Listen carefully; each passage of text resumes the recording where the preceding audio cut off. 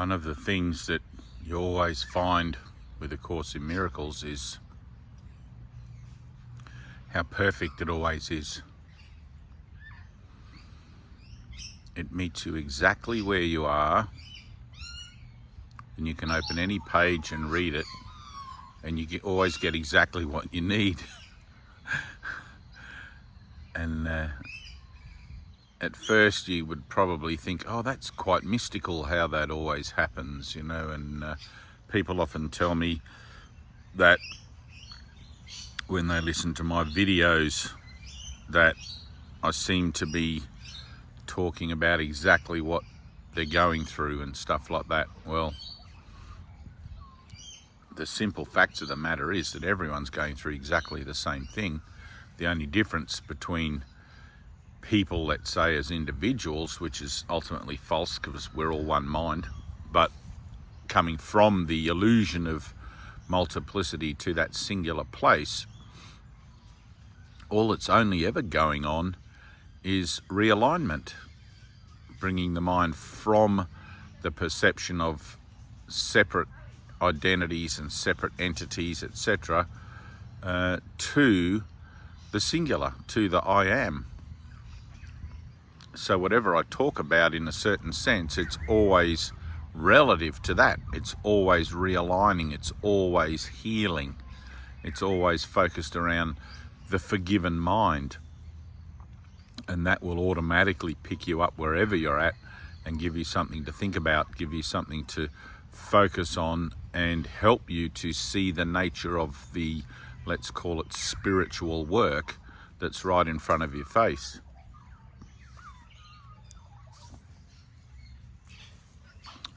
My camera's a bit crooked here.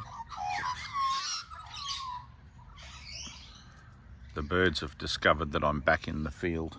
Hello. I can hear them passing the word around. Whoop.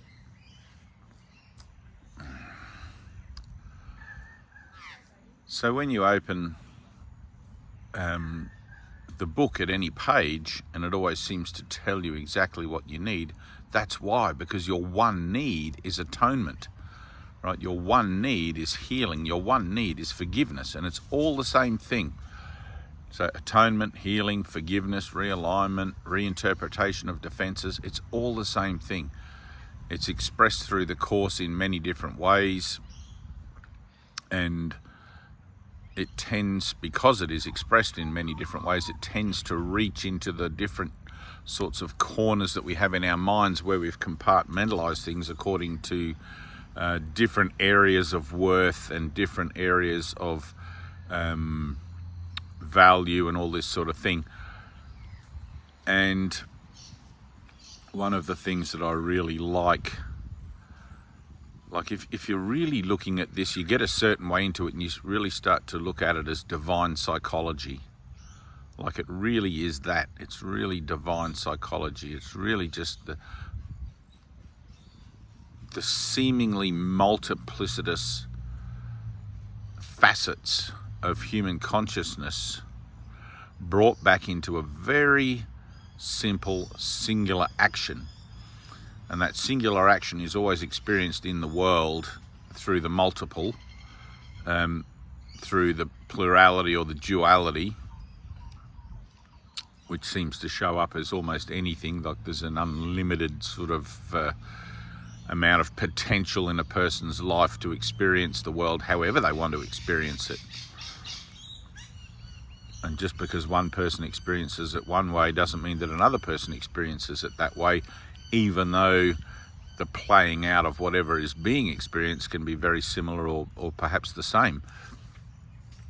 And I love the idea of cultures, different cultures.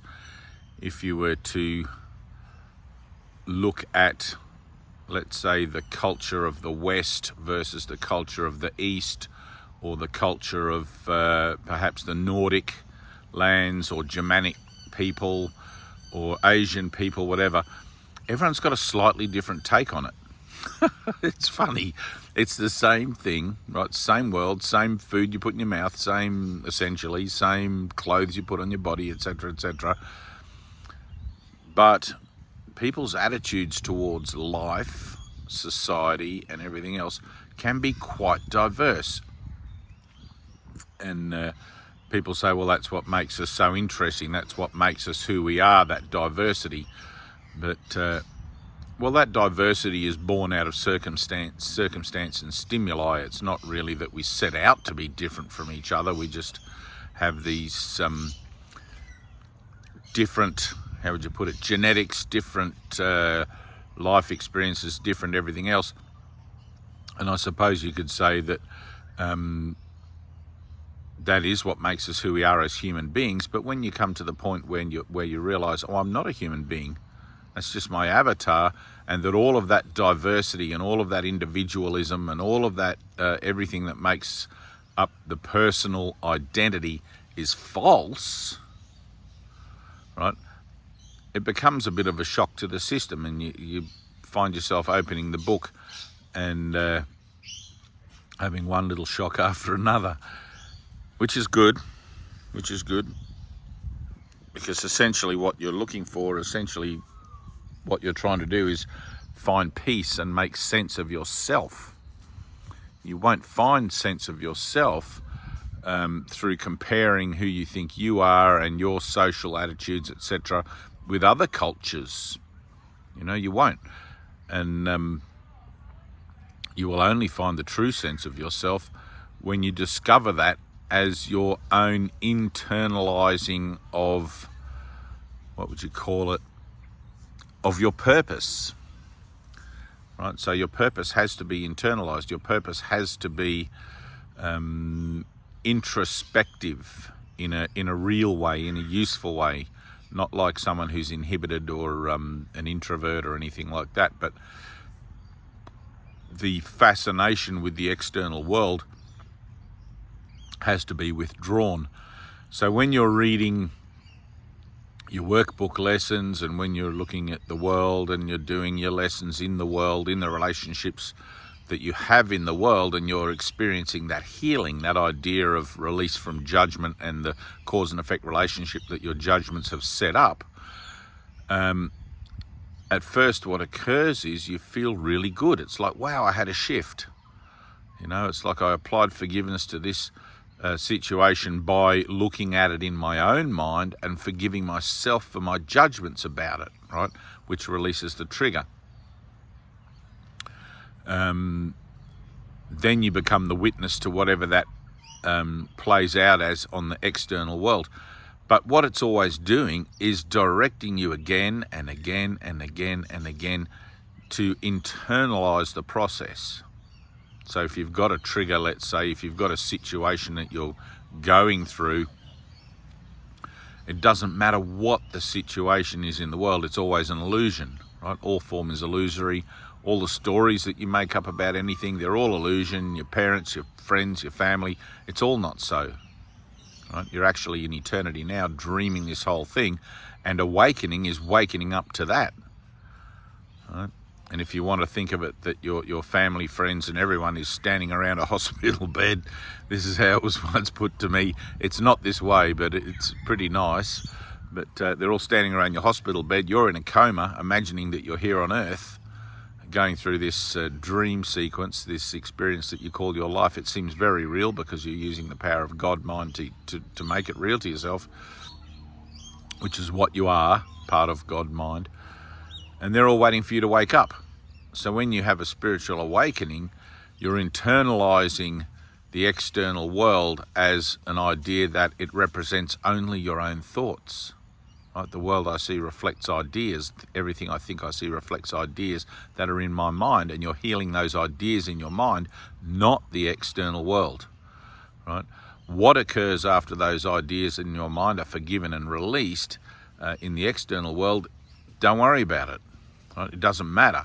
It's always going to be some kind of form of healing you can recognize. 99% of the time, it's probably not going to look anything like what you thought it might look like.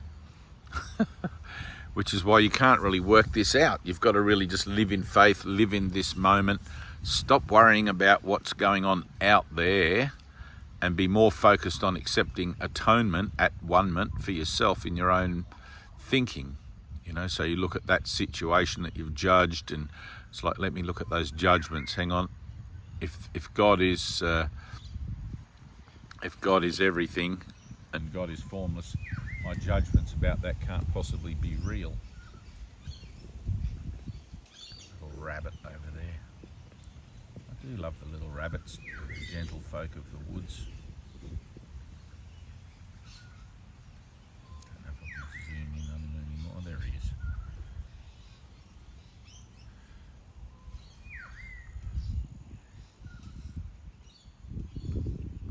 So when you open the book and it's talking about healing, and you're starting to have experiences of healing because you're healing your own mind, the book's always going to be relative to you, because it's telling you exactly what it is that's going on externally and exactly what's going on internally.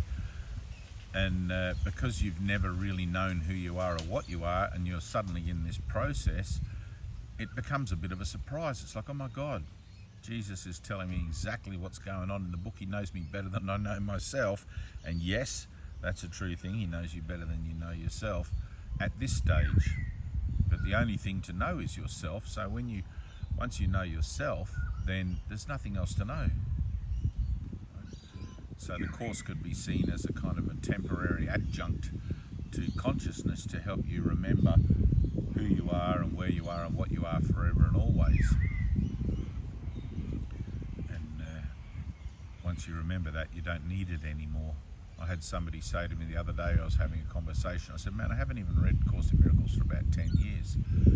And she said, really? She was quite surprised, and it's like, well, you don't really need it once you know what's what, and once the principle is active in your mind, once you sort of understand that you're doing this to yourself, and that the whole way out of doing it to yourself is to forgive yourself for that and simply to allow yourself to move on, then why do you need a book to continue to tell you the same thing over and over and over? Which is exactly what A Course in Miracles does.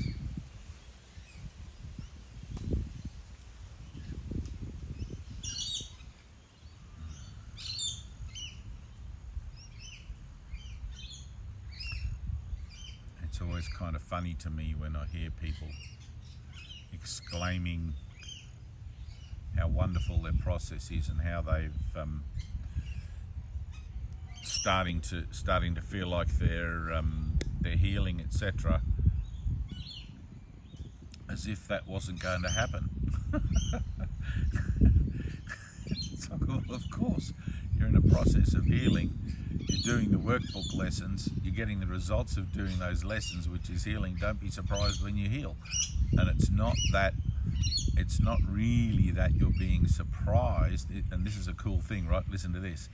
It's not really that you're being surprised that you're having healing results, you know, like, oh, I healed from cancer, or oh, I healed from mental whatever it was, or something.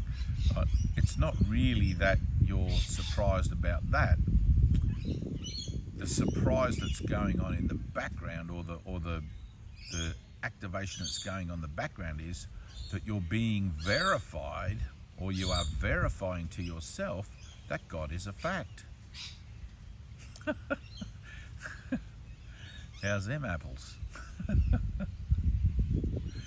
You're actually verifying that God is a fact. You're applying the teachings of the Messiah, Jesus Christ, to your own thinking. You're getting a result.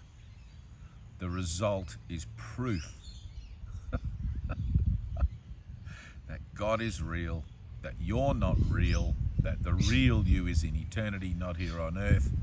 But for a minute, we're going to play out this game of healing, etc., and go through whatever particulars we need to go through. But the underlying confirmation in all healing is that God is a fact, and that's when you can really, if you can allow that to get past the dense mind fog. You know, when somebody tells you something and you just can't hear it, it seems to be superficial, and you're like, oh yeah, and you wonder why you feel so empty, you wonder why you're not really connected, is because that mind fog, that ego, those defenses are in place, and they make it incredibly difficult for anything of any true value to permeate, which is why the determination that you need to have in your transformative process has to be like totally up there.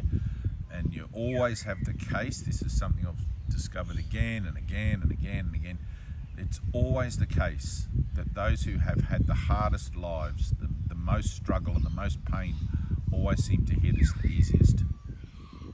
Those who just read Course in Miracles and maybe do the lessons so they can talk about it in their social groups and have the book on their coffee table and isn't this great, it's a spiritual book, they find it very difficult to get a result. And when you tell them they're not really getting the result that the book's about, they can't hear that. They can't hear it. It's really, really profound. It falls on deaf ears. You know, it totally falls on deaf ears. So some people, I'll tell them, like, don't, you know, and I've had people actually tell me, you know, like that they've read the book or opened the book and realised they're not ready for it yet, you know, and I'm much more kudos to that person rather than somebody who struggles and struggles and struggles. Go out, have your life, have the experiences, the relationships and everything else that you're going to have anyway, and keep in mind that at some point when you're sick and tired of that life, right, and you kind of got to be done with the world. When you're sick and tired of that life, then you'll give it more value. If you're not done with the world, it's like there's a beautiful lesson in the Course, the world I see holds nothing that I want, right? So if you're not done with the world, you're not honestly going to give those lessons the value that they need and the determination that, you know, and that's just how it is. It's like Jesus said to the throng that was following him, you know, go away, go back to your homes. You don't want me for the teachings. You just want me for the miracles and, you know, the food and the fish and the loaves and the fishes and stuff like that. And that's still how it is today in our overly sensitive sense of ourselves. We tend to get offended at that. You know, I can imagine 2,000 years ago when Jesus turned to the masses and said, go back to your homes, they probably felt some sort of sense of disgruntlement. It's like, whoa, I thought this guy was the saviour. I thought he was supposed to save us from the Romans. And, you know, all the omens were there, the signs were there, he was foretold. But of course, being the king wasn't necessarily intoning that he was the king of the world. He was the king of heaven. Right? In the Course in Miracles, Jesus says, I'm in charge of the atonement, which I elected to undertake as the head of it, as the head of the atonement. Right? So you really have to qualify yourself to those standards that he sets, even in biblical terms. Give up the world and follow me. This is always my litmus test. Like every morning, well, not lately actually, since I've been doing these videos and things, but every morning my litmus test is to imagine Jesus knocking on my front door. Are you ready to go, Dave? And if there is anything in my mind other than, yes, Lord, you know, if I'm thinking about my family, friends, my daughter, anything like that, let me just this, let me just that. It's like the merchant. You know, Jesus passed a merchant on the way, on the road, and said to him, give up the world and follow me. Yes, Lord, I'll just go and sell my stuff. Nah, forget it. I'll just go and sell my stuff in the marketplace and then I'll gladly follow you. So that's not it. You don't get salvation on your own terms. And that's something that you've really got to dial down on. Otherwise, you're going to find yourself wasting a lot of time and thinking that something's going on where nothing's actually going on. Right? Jesus says, be either hot or cold, but don't be lukewarm. You've got to be totally in or totally out, one or the other. So, and that's kind of like the tough teaching, you know, it's the tough teaching because everybody wants to heal, everybody wants to feel better about themselves, but it's all or nothing. You're either in for the whole thing or not in it at all. And there's no point in trying to progress in something when you've got these unrecognized and unrealized tethers that are holding you back, that you've anchored to the earth yourself. So there's always a checking in, you know, like I'm always checking in. Am I being honest, right? And I'm always aware that I'm coming from the point of being the liar. I'm probably not being honest about my yes. And the bottom line with all of that is, right, so the whole point of doing all this spiritual work is to have an experience of direct union with God, to remember your Creator. That's the whole point. Enlightenment, the big ta-da, right? The curtains go back, the world disappears, the whole thing. That's the whole point of this. Now, here's the bottom line. You can have that experience at any moment, right here, right now. The fact that you don't have it is because you don't want it. The fact that you're not having that experience or haven't had that experience is because you don't want to remember your Creator. That's the bottom line. And you can stamp your foot and wave your fist at the sky and say, yes, I do, yes, I do, yes, I do. But no one is keeping you from it. Only your own honesty. And honesty in our sense then starts from the perspective of, oh, I'm a liar. And that's actually a good place to be, right? If you can't admit to being a liar about your spiritual determination, then your efforts are false, right? It's like in AA, which is a spiritual recovery program for alcoholics. If you cannot admit to being an alcoholic, you cannot undergo the process of healing from alcoholism. It's just the way it is, right? And these are the tough teachings, right? It's like you have to be able to admit it. And when it comes to admitting it, you can't fake it. You cannot fake it, right? There is an absolute 100% ironclad guarantee that you do not pass go, do not collect $100, do not get out of jail, do not whatever, until your mindset becomes willing to think of others before yourself, to become selfless, becomes willing to give up the world, until all these sorts of things fall into place, which is why I always teach people to experiment with faith. Get out of your comfort zones. You're going to die, right? Get out of your comfort zones. Go into the world, take nothing with you, and trust God for your supply. Trust God for your living. It's like build your faith, because that faith will be rewarded, and every time it's rewarded, it's the same as doing the lessons and the healing, and it's confirming that God is a fact. The same with faith. Every time your faith is rewarded, it's confirming that God is a fact. And just as it happened for me, it will happen for you.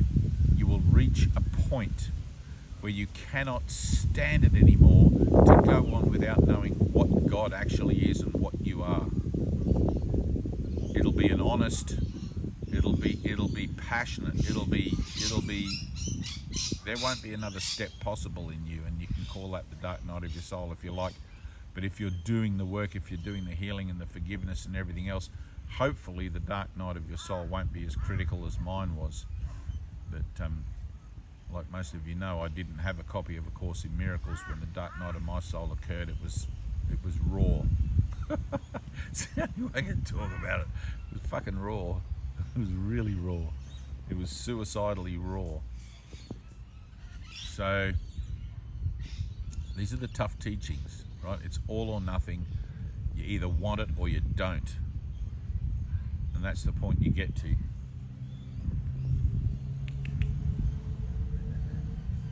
Got a beautiful bulldog behind me in the bushes, trying to get through the fence. Come and see what I'm doing.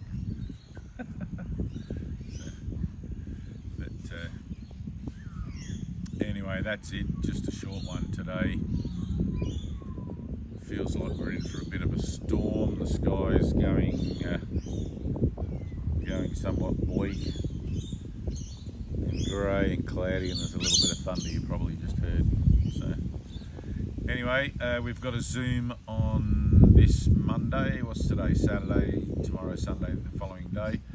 So in 2 days' time, we've got a Zoom, 10 a.m. Contact Tina. She'll put a link to the WhatsApp group for the Zoom meetings somewhere.